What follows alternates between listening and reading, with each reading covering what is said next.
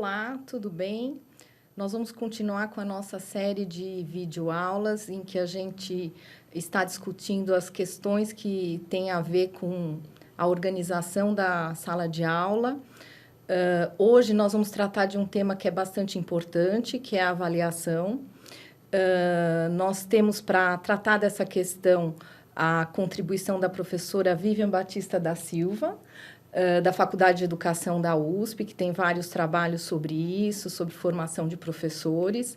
Então, nós vamos falar um pouquinho sobre esse tema que é tão importante, mas que às vezes é tão espinhoso, gera dúvidas, gera, às vezes, até crises de consciência, dependendo aí do professor, às vezes gera mal-estar e também gera uma certa satisfação, porque é o tema, vamos dizer, a dimensão do trabalho docente que também nos permite ter alguns indícios sobre o processo de ensino, em que medida os alunos estão se apropriando daquilo que a gente está propondo a eles, né?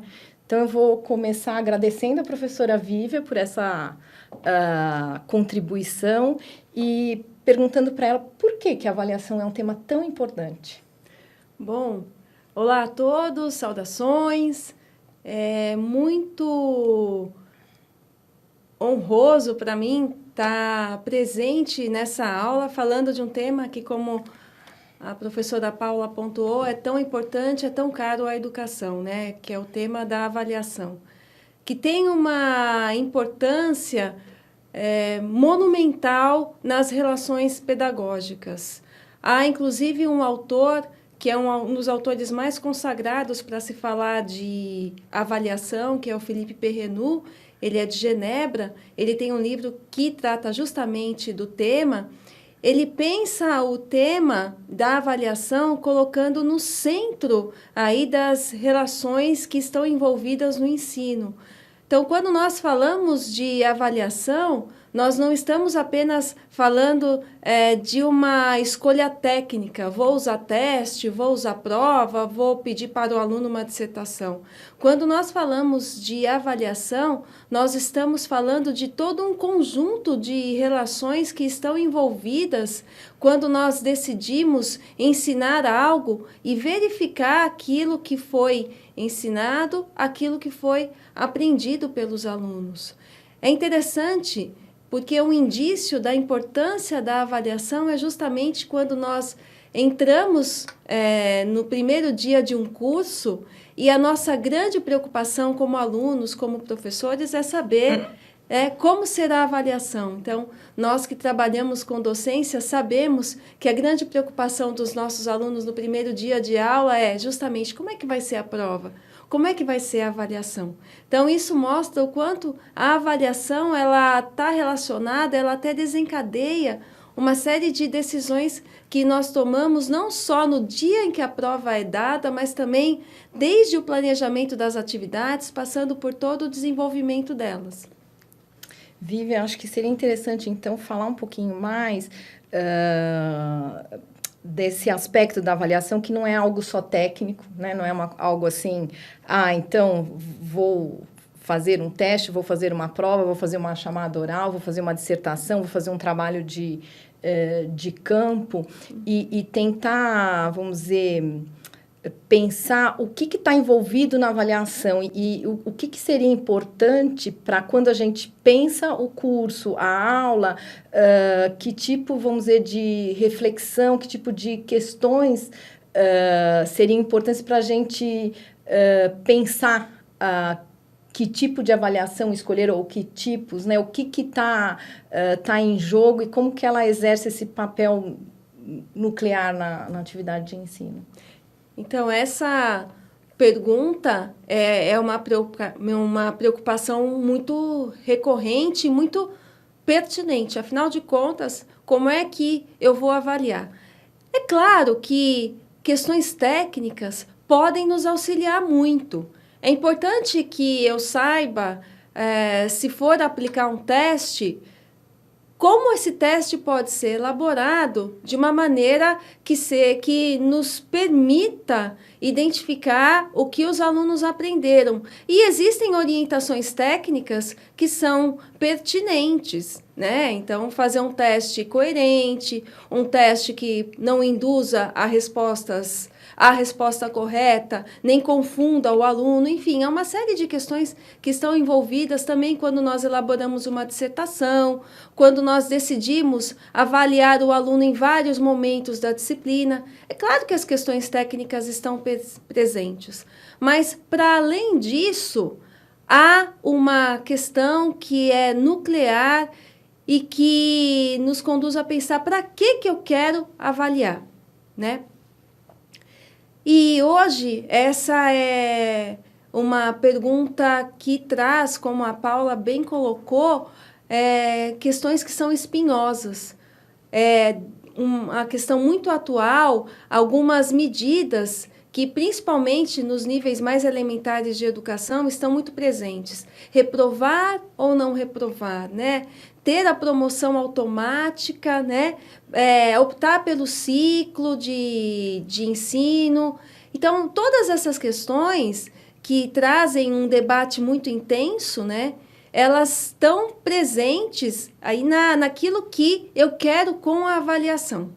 É um tema espinhoso, é um tema difícil, que traz debates e que traz também muitas incompreensões, né? Então, é muito comum que se diga, bom, o aluno que não pode ser reprovado, ele não vai estudar, né? A gente tem aí uma série de debates implicados nisso, e antes da gente conseguir se posicionar a esse respeito, é preciso que a gente se pergunte, estou avaliando para quê? Né? O que eu quero com a avaliação? É claro que a avaliação ela traz uma situação para o aluno e para os professores que é até um pouco desconfortável, né? Se nós mobilizarmos as nossas memórias de alunos, de estudantes, quando se fala avaliação, a gente sempre sente um certo medo, não é? Um peso, uma expectativa, é verdade. O que significa que a avaliação tem um peso muito decisivo nas nossas vidas, né?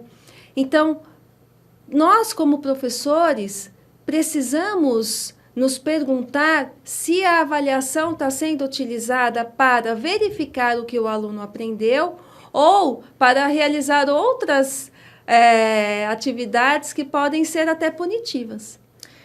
Você falou do livro do Perrenu, ele tem um capítulo que tem um título bem significativo, né? Não mexam na minha avaliação, né? O quanto que essa atividade, ela tem aí uma dimensão que não tem só a ver com a avaliação da aprendizagem, né, de verificar, mas tem um caráter classificatório, um caráter, às vezes, uma dimensão pessoal, tanto em relação à autoridade do professor e a maneira como o aluno vai ver o seu desempenho. Então, ele é um bom aluno, ele é um mau aluno, ele é um aluno dedicado, ele é um aluno relapso, né? Eu acho que quando a gente pensa em avaliação, acho que é importante pensar sobre isso, né? Sim, e imaginar o seguinte, quantas vezes a avaliação ela é utilizada como uma forma de controle do trabalho do aluno.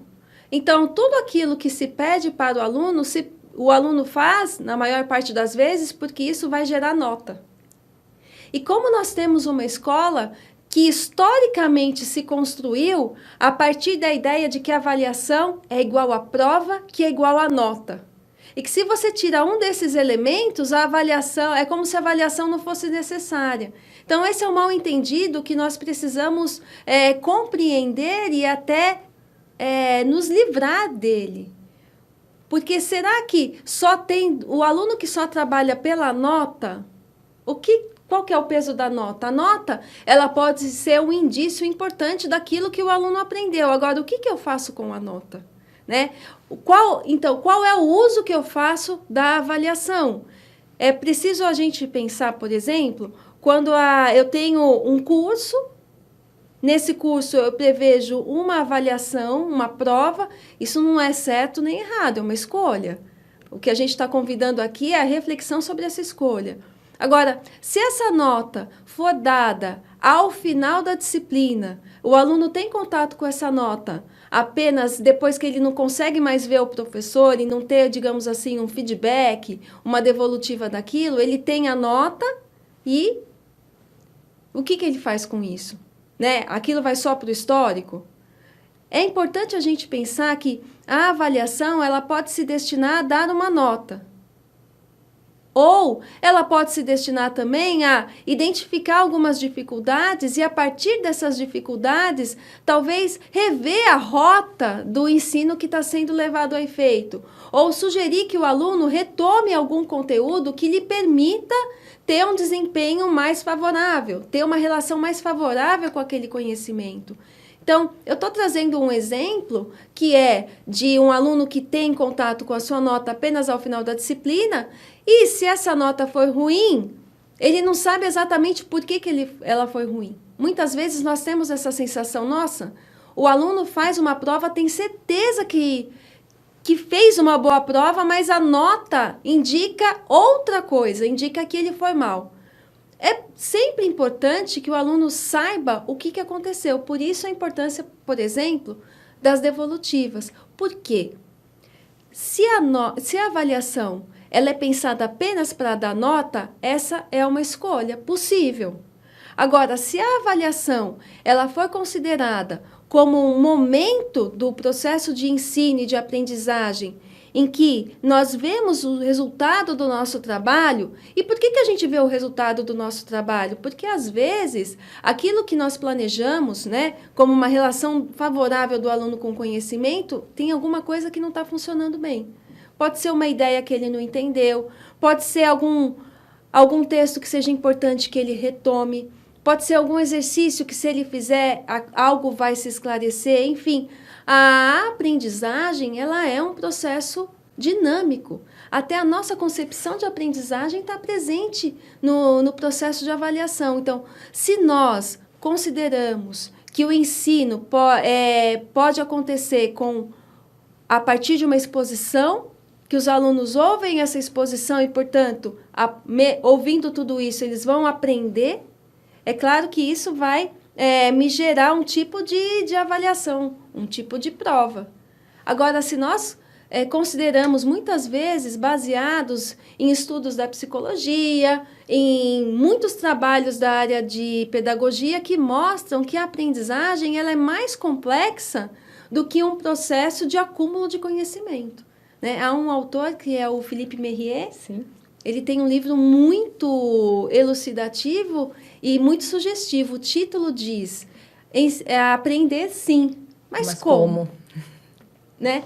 Então, ele vai mostrando, nesse livro, toda a complexidade que está envolvida no processo de aprender. E ele nos chama a atenção para a dificuldade. Ele diz que a dificuldade faz parte de todo o processo de aprendizagem. Quem nunca teve dificuldade para aprender? Então, num curso, quando nós estamos lecionando, se a gente tem essa concepção de aprendizagem presente, nós vamos ver a dificuldade, o erro, como algo constitutivo do processo e que, portanto, merece um olhar. Não é deixar que o erro esteja presente, mas é utilizar o erro como um indício que me permite, digamos, como diria o Perrenu, regular as aprendizagens. Né? Se o nosso trabalho ele é visto como o de um regulador das aprendizagens, talvez a ideia de que a avaliação seja composta apenas por uma prova ao final do curso, ela já não se encaixa tanto. Sim. Ela não tem uma coerência. Então, não é só uma questão técnica. Vou dar essa prova ou vou dar outra prova que está muito bem elaborada do ponto de vista técnico. Mas ela casa, ou seja, ela tem coerência com a ideia que eu tenho de aprendizagem, com o objetivo que eu propus. Então, há muitos professores que, pela natureza da disciplina, querem incentivar o debate, né, a criatividade, mas trabalham o tempo inteiro com a memorização e apenas com a memorização. Ou que, ao final do curso, propõem uma atividade que não tem a ver com aquilo que foi trabalhado, com aquilo que foi defendido ao longo das aulas. Então, a gente vai pensando na avaliação para além de uma questão técnica, justamente por conta dessas questões que são inerentes.